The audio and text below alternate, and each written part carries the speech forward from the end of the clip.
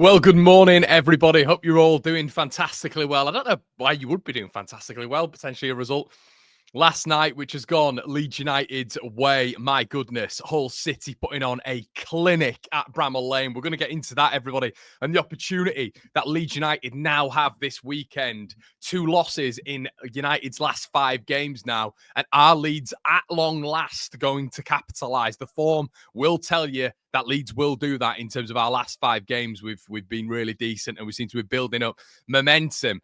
And it has to be said, I'm sort of excited about this Burnley game. I was saying previously that a lot of people see these games as a problem. Sunderland, Sheffield United, Burnley. I see the rest of the league as that poor that we need to go and take authority here. We need to go and rob these teams of 3 points. Our goal difference has drastically improved.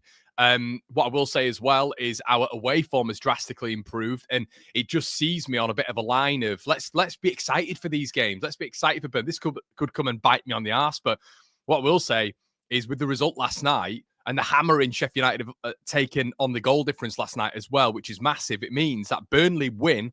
Let's say worst case scenario, Burnley beat us, we still remain top. And that's because of our fantastic goal difference. And that's how prevalent, how important it is.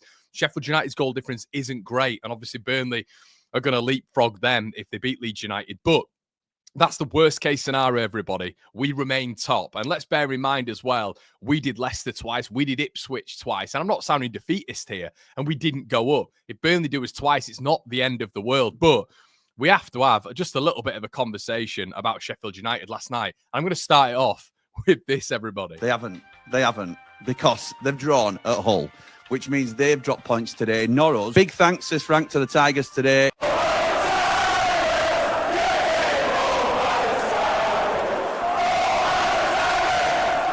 Well played, absolutely right. Hull doing us a massive favour out there today by clawing it back to 3-3 from 3-1 down.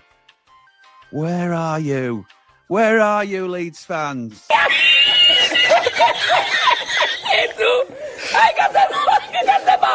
Hope Connor's okay. Heard he got mauled by a tiger, says Jimmy.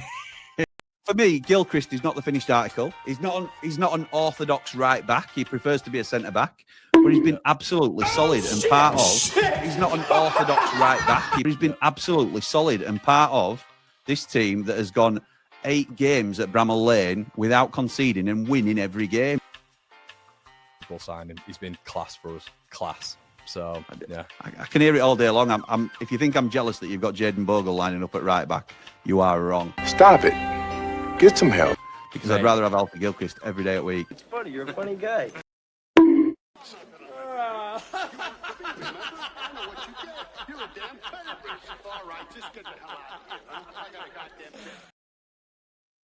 Oh, JIMBOB.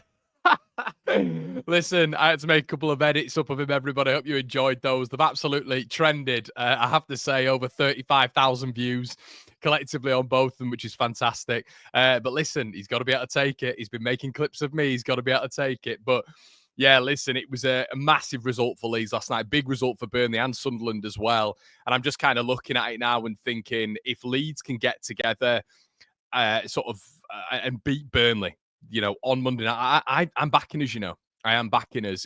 And look, would a point be the worst result? It wouldn't, at all. A point at Burnley is not a poor result.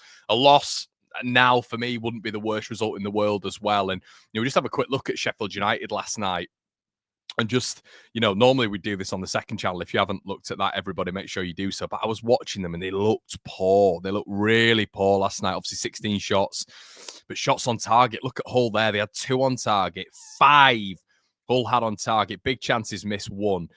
And look, I mean, Crooks, Jacob and Burrows. And the big thing as well, I thought Gelhardt played really well. Gelhardt played really, really well. He got a better match rating than Ben Brereton, Diaz and Tom Cannon. So, it was good to see. It was good to see him actually getting minutes and influencing the game. I thought he protected the ball really well. And, yeah, he looked decent, looked really decent last night. So, yeah, it's a good result for Leeds. As I mentioned, everybody, I said this a little bit earlier on about the table and how important goal difference is right now. Let me just share this. And I know, look, I'm not a big fan of sharing stuff all the time. I just want to talk to you guys live. But as you can see here, worst case scenario, Burnley beat us, Sheffield go into second. And but you look at that top 3 now, guys. Sheffield have lost 2 in the last 5. Burnley and Leeds, we've not lost a game between us now. So that was a little bit different earlier on in the season. But Leeds are going to remain top. Look how important goal difference is here. Plus 34. Sunderland are going to rack up a hell of a lot against Plymouth today as well. So Sheffield United have got to be concerned at that, a plus 19 there, which, as with it being so tight right now, you've got to get that goal difference up. You've got to get it up. Burnley are getting theirs up. It's significantly more than Sheffield United. Ours is very decent. Burnley's been assisted, obviously, by that Plymouth win. But it's absolutely huge, though, that goal difference, everybody. And yeah, I mean, what would I like to see going forward? On Monday night, I'd probably keep it the same, to be honest with you. We've had some really good news as Leeds United fans in terms of Pascal been out for a week, as opposed to, as Farke said, potentially 10 weeks, which would have been horrific. But he's going to be available now.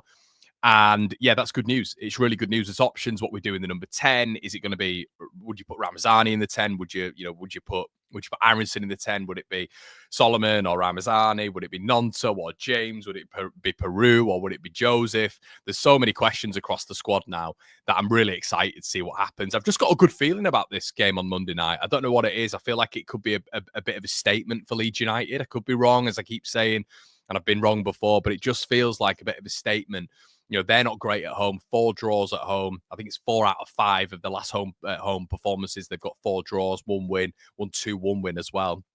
So overall, it's a positive picture for Leeds. I'm sort of going there, and we've improved it a little bit, our away form, and I'm thinking we can go there and get a result. I would probably stick with Solomon and I would stick with Solomon and James, but I'd be putting Ramazani in the 10. That would be my change. It's a big change. A lot of you guys think, oh, kind of what you're doing, all this sort of stuff. Aronson did really, really well in terms of the Sheffield Wednesday closing down for the first goal and making Beadle make a mistake. For me, I just don't think we lose that much with putting Ramazani in there. And I think we gain a hell of a lot on the ball.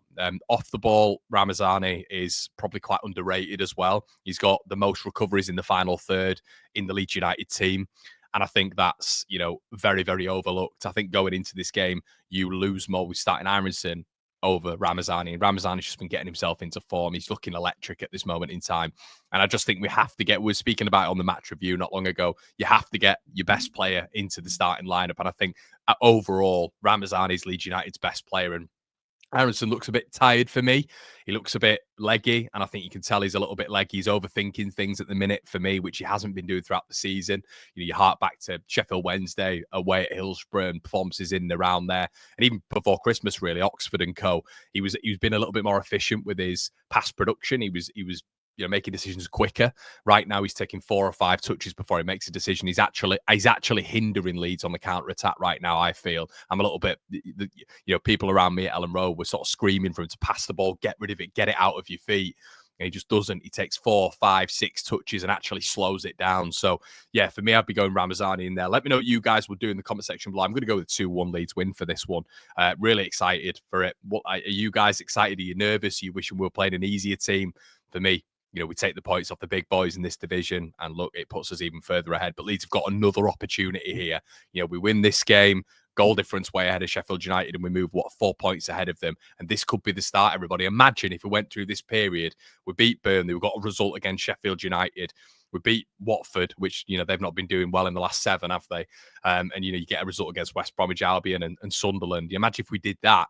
And then you actually turn the vice, because right now everybody thinks we're going to struggle in this period. Imagine if Leeds didn't struggle in this period. Let me know what you guys think in the comment section below. Score predictions and co. See you in a bit.